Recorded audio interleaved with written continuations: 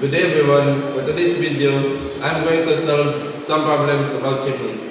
So, in this problem, we have given H is equal to 20 meters. The temperature of the air is 27 plus 273 is equal to 300 Kelvin.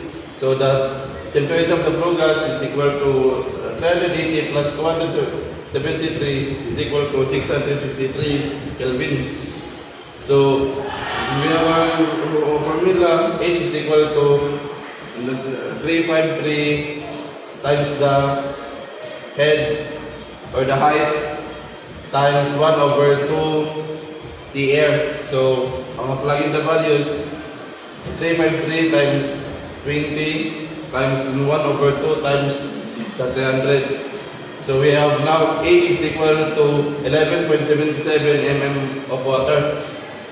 Next is for nominal charge, for nominal discharge. So, since now we have H, so the formula for nominal discharge is equal to H is equal to 353 times the height times 1 over T air minus M plus 1 over M T gas, or that temperature of flow gas. So, plug in the values 11.77 for the H is equal to 353 times 20 times 1 over 300 minus M plus 1 over M times 653.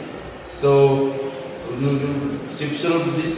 So, now we have M is equal to 11.36 kilograms of air over kilograms of fuel.